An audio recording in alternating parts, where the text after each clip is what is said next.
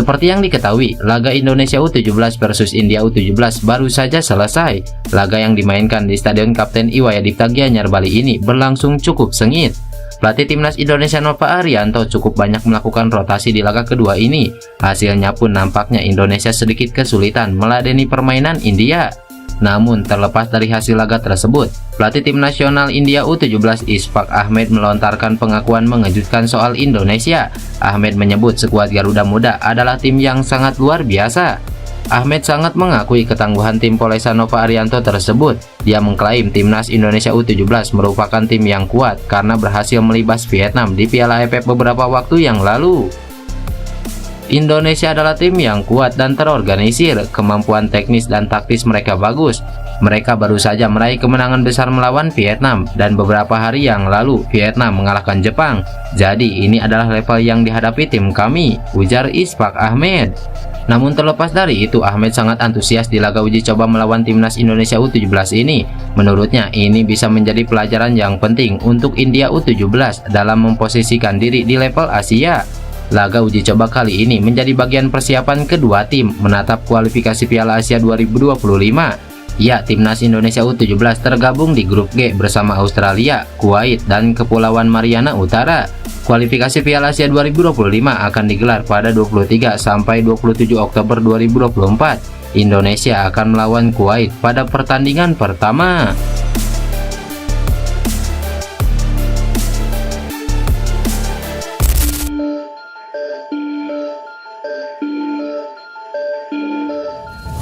Bek timnas Indonesia J.I. Jes dipastikan bakal bergabung dengan timnas Indonesia dalam putaran ketiga kualifikasi Piala Dunia 2026 zona Asia. Kepastian itu diungkapkan Ketua Badan Tim Nasional Sumarji. Ini merupakan kabar yang sangat menggembirakan, sebab J.I. Jes sempat diragukan tampil lantaran mengalami cedera saat laga debut kontra Fiorentina. Kehadiran J.I. Jes tentunya memberikan energi tersendiri untuk skuad Garuda, apalagi timnas Indonesia bakal menghadapi Arab Saudi pada fase grup kualifikasi Piala Dunia. Sumarji menuturkan pemain Venezia itu tidak terlebih dahulu ke tanah air untuk bergabung bersama timnas Indonesia, tetapi langsung ke Arab Saudi. Sebelumnya, kondisi J.I. Jes ramai dirumorkan tidak sedang baik-baik saja. Hal itu menyusul pemain tersebut mengalami masalah di bagian kaki saat membela Venezia melawan Fiorentina di laga debutnya. Dalam laga itu, J tampil sejak menit awal. Sayangnya, pemain berposisi bek itu harus digantikan di menit ke-68. Sumarji memberikan kabar terbaru bahwa kondisi J saat ini baik-baik saja. Hal itu pun menjadi kabar baik karena pemain itu siap membela timnas Indonesia. Nanti akan bergabung bersama pemain lain di Arab Saudi pada tanggal 1 September 2024. J kondisinya baik-baik saja dan tidak cedera, tegas Sumarji.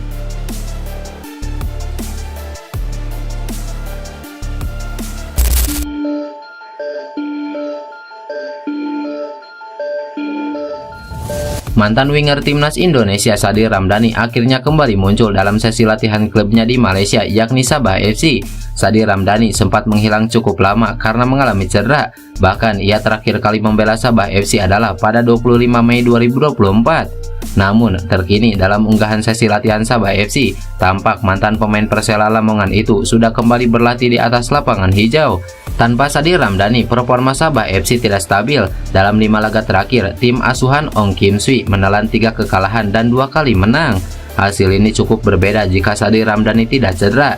Dalam 3 laga sebelumnya, Sabah FC berhasil memetik 2 kemenangan dan sekali hasil imbang.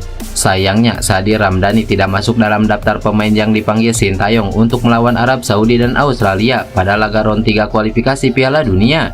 Sadir Ramdhani terakhir kali membela timnas Indonesia saat uji coba melawan Libya pada 5 Januari 2024. Itu pun dirinya hanya tampil 10 menit.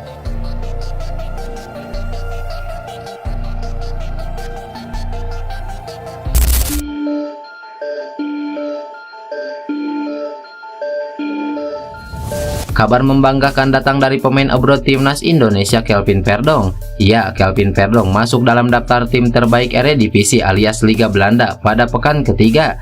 Verdonk memang tampil solid saat membela NEC Nijmegen saat melawan PSV Zwolle pada Sabtu kemarin. Pada laga tersebut, pemain timnas Indonesia itu bermain penuh 90 menit mengisi posisi bek kiri. Kelvin Verdonk tampil ciamik dan membawa NEC Nijmegen clean sheet sekaligus meraih kemenangan perdana di Liga Belanda. Berkat kemenangan tersebut, kini NEC Nijmegen duduk di peringkat ke-10 klasemen sementara Eredivisie. Kini berkat penampilan memukaunya, Kelvin Verdonk masuk dalam daftar pemain terbaik Eredivisie pekan ketiga. Dalam penilaian versi ESPN, Verdonk menjadi satu-satunya pemain NEC Nijmegen yang masuk dalam daftar tersebut. ESPN menerapkan formasi 4-3-3. Kelvin Verdonk diplot sebagai bek tengah bersama pemain PSV Eindhoven keturunan Indonesia Rian Flamingo. Tentu kabar ini sangat membanggakan bagi fans timnas Indonesia, apalagi setelah ini Verdonk akan membela timnas Indonesia di putaran ketiga grup C kualifikasi Piala Dunia. Jadi, menarik dinantikan aksi Kelvin Verdonk bersama timnas Indonesia pada September mendatang.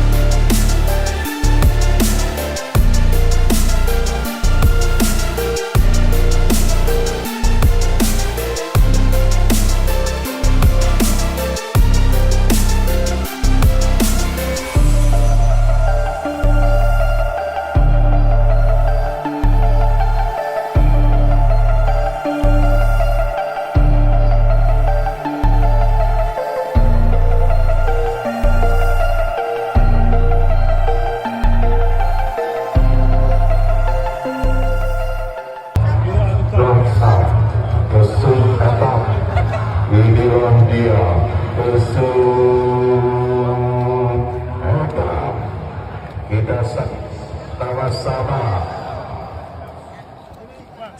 lidah.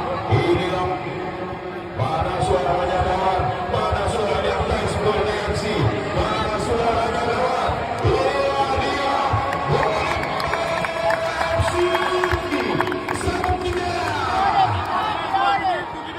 Veg? Shit, bro. Yes, was today game, no?